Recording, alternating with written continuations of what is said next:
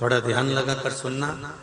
हरतालिका तीज शिव महापुराण की कथा ही नहीं, आप जो तीज करते हो, हरियाली करो चाहे सातुड़ी करो, उस तीज की महत्वता क्या है, इस हिंगोली की शिव महापुराण की कथा में अपने को समझना है कि उसकी मूल तत्वता, उसकी महत्वता है क्या, उसका महत्व क्या है।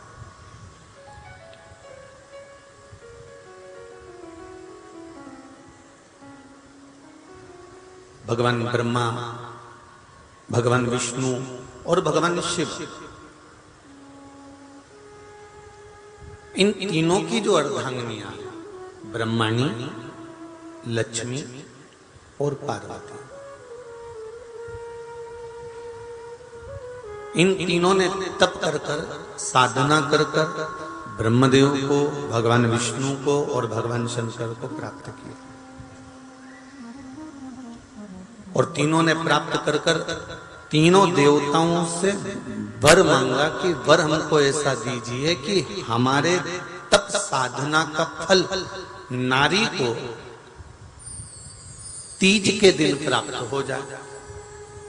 अब देखिए जरा, एक ही व्रत से, एक ही उपवास से उसको संपूर्ण तप साधना का फल प्राप्त हो रहा है, संपूर्ण तप साधना का फल उसको मिल रहा है मात्र एक व्रत से। केवल एक व्रत कर रहे हैं और संपूर्ण तप साधना का फल उसको प्राप्त हो रहा है। ऐसा कोई व्रत, ऐसी कोई साधना, ऐसा कोई शंभो शरण मांगो घड़ी रे घड़ी दुख काटो, दया करी न दर्शन आपो, शंभो शरण घड़ी मांगो घड़ी रे घड़ी दुख काटो, दया करी न दर्शन आपो, दया करी न दर्शन आपो। तो ब्रह्माणी ने ब्रह्मदेव से मांगा, लक्ष्मी जी ने भगवान विष्णु से मांगा, पार्वती जी ने भगवान शिव से मांगा कि ऐसा वर दे दीजिए जिस वर से एक ही व्रत करने से संपूर्ण फल की प्राप्ति हो जाए, संपूर्ण फल मिल जाए। ऐसा एक व्रत का फल दे दीजिए, मात्र एक व्रत का। अब देखिए, हरियाली तीज करने वाली माताएं थोड़ा ध्यान से सुनना।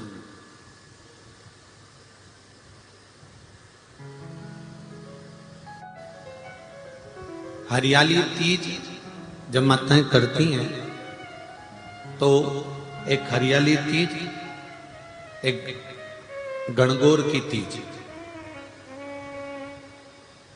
ये दो तीज के व्रत ऐसे होते हैं जिसमें जब माताएं करती हैं तो उस समय पर उमा,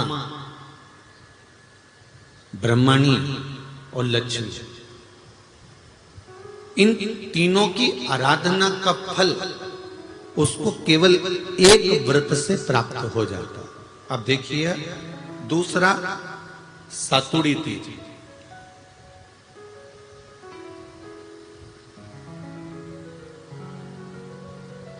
इसमें उमा और महेश्वर, उमा और महेश,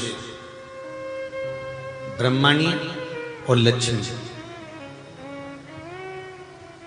इन चार के व्रत तप का फल एक साथ सातुड़ी तीज के दिन प्राप्त हो जाता। अब एक आती है हरतालिका तीज। आप लोग करते हो हरतालिका? यहाँ लोग करते कि नहीं करते? करते हैं यहाँ पे हरतालिका? कौन कौन करता है? जरा हाथ उठाओ तो जरा। अरे सभी करते हो, रखो रखो, बहुत बढ़िया, बहुत अच्छी बात। एक आती है हरतालिका तीज।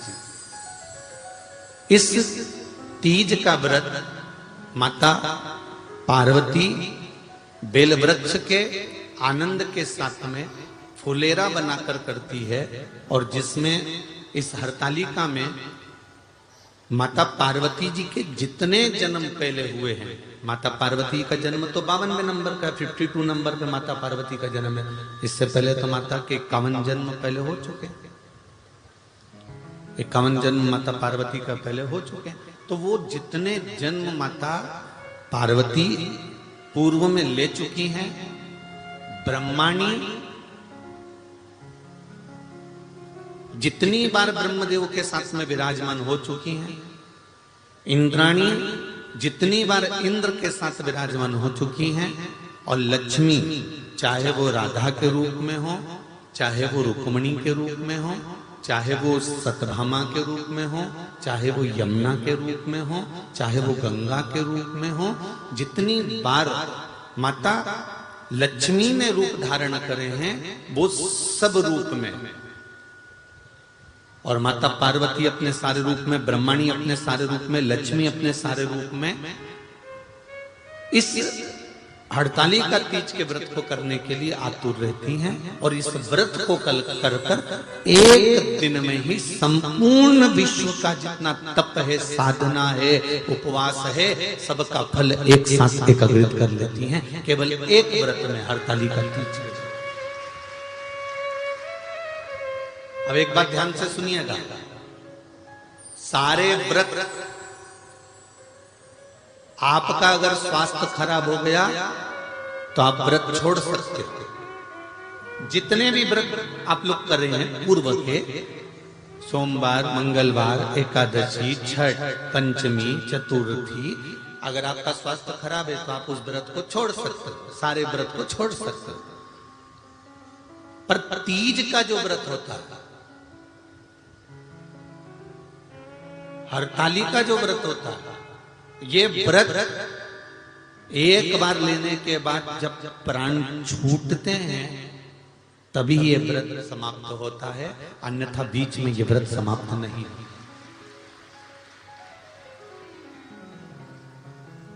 ये व्रत समाप्त होता ही नहीं।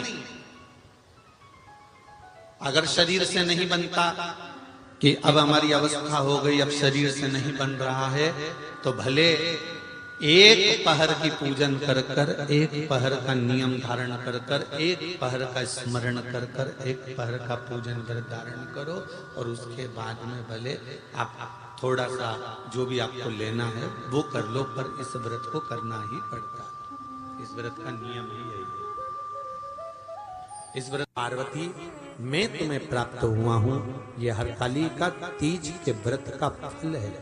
शिव जी कहते हैं पार्वती जो नारी हरतालिका तीज के व्रत का स्मरण करती है, फुलेरा जो बांधा जाता है उसमें 5 माला से ज्यादा माला लटकना चाहिए, 5 से कम नहीं। कितनी? जैसे माला जो लटकाते हो वो 5 से ज्यादा होना चाहिए। 5 तो जया, विषहरा, शामलीबारी, दौतली, देव, इससे अधिक होगी चलेगा, पर इससे कम फुलेरे के अंदर माला नहीं होना चाहिए महाराज। दूसरा, फुलेरा जहां हरतालिका व्रत हो वहीं पर बांधा जाता है। हरतालिका तीज का व्रत एक ऐसा व्रत होता है जो मरते दम तक रहता है। इस व्रत को छोड़ा नहीं जाता। ये नहीं किसी और वाले गुरुजी ने कहा और अपन ने एक बार कर लिया और अगली बार वो व्रत गायब हो गया, ऐसा नहीं होता। हरतालिका तीज अखंड सौभाग्य के लिए, वंश वृद्धि के लिए, कार्य सिद्धि के लिए और कुंवारी कन्याएं उत्तम वर प्राप्ति के लिए, आनंद सुख के लिए करती हैं। ऐसा नहीं है कि केवल स्त्री ही करती है। जब नारी किसी कारणवश व्रत नहीं कर पाती तो पुरुष इस व्रत को धारण करते हैं। 30 अगस्त को, यही 30 तारीख को, कल 29 है, परसों 30 तारीख को हरतालिका तीज रहेगी। आप सब अपने हृदय से, मन से इस व्रत को कर कर अपने जीवन को सार्थक बनाइएगा। जो करते हैं, कितने लोग करते हो जरा हाथ उठाइए। हरतालिका तीज इतने सारे करते हो, अरे वाह वाह, धर लो, प्रणाम प्रणाम, आपको बहुत बहुत नमन करता हूं, बहुत बहुत सारा। फुलेरा बांधते हो? नहीं, अब की बात बांधना। मंदिर में करते हो तो मंदिर में, घर में करते हो तो घर में। फुलेरा वंश की वृद्धि करता है, फुलेरा अखंड सौभाग्य देता है, फुलेरा मन की कामना को पूर्ण करता है। जो बेटियां जिनका विवाह नहीं हो रहा हो या बेटे जिनका विवाह नहीं हो रहा हो, वो 7 स्थान पर कहीं फुलेरा बंधा हो तो फोन लगाकर पूछना कहाँ बंधा है, वहां का दर्शन करना। एक फूल में हल्दी कुंकू लगाकर शिव जी को चढ़ाकर फिर वहां से जाना। 7 स्थान के फुलेरे का दर्शन अवश्य करिएगा। जो व्रत नहीं करते हैं उनसे निवेदन है, कहीं हरतालिका हो रही हो तो वहां बैठकर अगर भजन हो रहे हो तो थोड़ी देर भजन गाने चले जाना।